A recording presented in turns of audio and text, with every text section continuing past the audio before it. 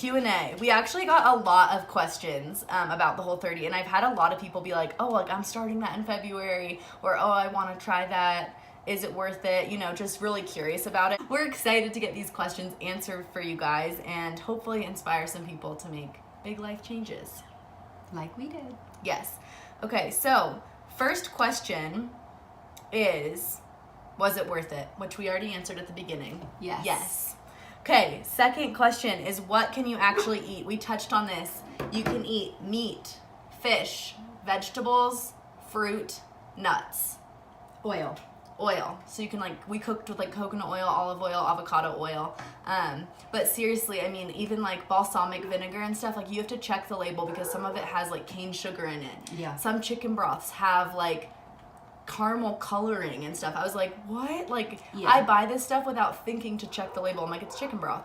But you really do have to look at those things, and they have instructions on the website of like how to look for things on labels that you can have and how to look for things you can't have. Yeah. Because some things do have exotic names and you actually can have it. So like you want to check out that website for sure and just make sure that you're following the rules. Okay, next question was, are there any cons to doing the Whole30? Like, can you become intolerant to foods like dairy if you stop eating them? We don't really know yet. I mean, we haven't tried to introduce a lot of different foods. I would say that if you become intolerant in 30 days to something, you probably were intolerant to it before, and your body was just in such a fight or flight response that it never gave you any signals because it was just so overwhelmed. So I think that if you try to reintroduce dairy and you don't react to it well, you probably have a problem with it even before you did the Whole30. But that's just what I would think. I think my belief is that your gut, every single American's gut probably needs healing. Because our dairy and our grains and stuff are just really processed. And so I think that those things should be cut from everyone's diet for a period of time. I'm going to continue cutting out gluten and dairy for 2 more months, and then I'm going to try to reintroduce them because I'm going to Italy this summer and I really just want bread and cheese every day. But also Italy's cheese and bread is different and actually a lot less processed. But anyways, I just think that you can heal it. And I think you can choose wisely about what dairy you're eating. I mean, Velveeta mac and cheese should give anyone diarrhea. Like, if it doesn't give you diarrhea, you've become immune to it, and that's not a good thing.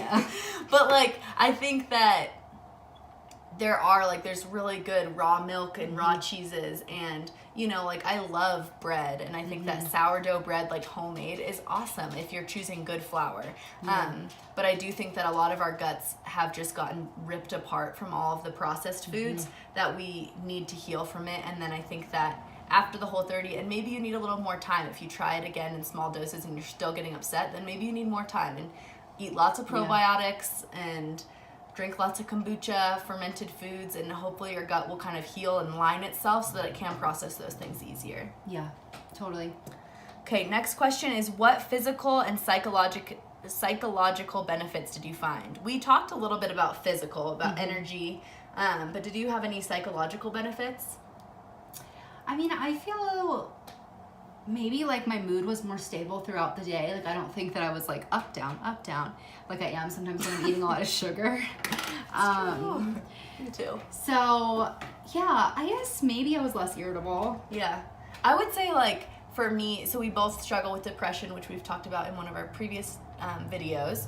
And we're a huge believer that food makes a difference. And so I would say that I was feeling less anxious, more joyful. I think a huge part of that too, of like psychological benefits, like if you're feeling anxious, is working out, which we did not do very well during the Whole30 because we were just like, all of our focus was going towards just sticking to the Whole30, and we were like, I don't want to go run 5 miles and then be like, I need ice cream, you know? So we were just trying to like stick to those rules. But I think especially when we're continuing kind of eating kind of similar to Whole30 and we start exercising more and stuff, we'll see huge improvements.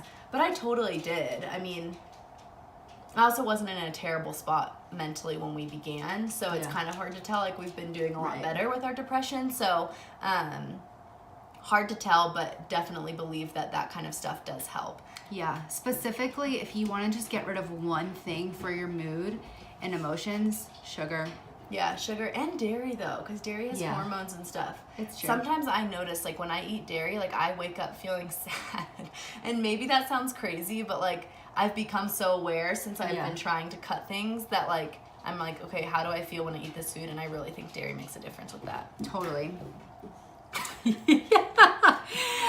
Can you still get big muscles with Whole30? This was asked by a dude. Well, I think so, because there's no limit on how many calories you can eat. So I think basically if you want to build muscle, you need to lift weights or do body weight exercises and eat a crap ton of food. So I would say just eat a ton of carbs, a ton of sweet potatoes. Carbs? Yeah. Like potatoes, you mean? Yeah. Because we can't have like No, spaghetti. No. Sweet potatoes. That's what I said. Like sweet potatoes, and then what else? Like sweet potatoes and lots of healthy fats, like lots of oils and avocados and lots of like grass-fed beef, I would say. And I think that you could definitely gain weight doing that. Tons of people, like bodybuilders, eat clean. And they don't eat protein powder, and they eat just like a chicken breast when they need protein. Actually, our brother literally brings a chicken breast when he works out in the morning and eats it right after work. After he works out, yes. Oh my gosh. He's really into clean eating as well. But I just think like we're not like the most credible for like gaining big muscles, but I 100% think you can. And dudes do the Whole30 all the time, and it's not like they become like string beans. Like it depends how much you're eating. Like make sure that you're still getting enough calories. Right. Okay, how did you stay full? If you're hungry all the time, it probably means that you were not eating super nutritious foods beforehand. I don't think that I felt any more hungry on this than I did in real life, which like I'm a hungry person, so I was hungry sometimes, and I would usually grab like a handful of nuts or you know, banana and almond butter, dried mangoes with no sugar, like little. I did have snacks. We both were like, we're not gonna only have 3 meals a day. We're not trying to like make this torturous. We just really want to eat clean. So yeah, I think just having Whole30 snacks on hand, like a huge thing for me was hard-boiled eggs. I kind of got sick of them by like the second week. I love hard-boiled eggs. I don't like hard-boiled eggs. But that was like big because I was like, oh, I'm starting to like feel hungry, and like it's been 2 hours since my last meal, but my stomach's not used to not having carbs in there, like bread and stuff. So I'm just gonna have a hard-boiled egg, not think about it again, just not think about it. Like, no, do I really want a hard-boiled egg? No, I want a donut, but I'm gonna eat this hard-boiled egg and I'm gonna feel good. So that is the answer to that question. What was your favorite recipe? We'll link some down below because I think we have a couple of them, but one that I made that Audrey really liked was a like 5-ingredient pizza like casserole type of thing. That was just made with spaghetti squash, eggs, tomato sauce with no sugar added, some meat, and like some spices, I think was all that was in there. My favorite recipe that I made was probably the potato soup. Oh yeah. Yeah, that was like amazing. I made that like week 3, and I was just like, I'm over this. That's how I felt. And I made this potato soup that tasted like, is it Panera that has a really good potato soup or something? Like a creamy soup. Like it literally tasted like that. It's like a ham and potato soup. But it has lots of vegetables and kale in it, and was just so delicious, and was like came right at the perfect time for like a comfort food for me to be like, this isn't miserable. And I was kind of getting over just like plain chicken breasts and stuff. But yeah, again, just make sure you look in our description below the video, because we'll link lots of information for you guys to find out more. Okay, what are some good breakfast ideas besides eggs?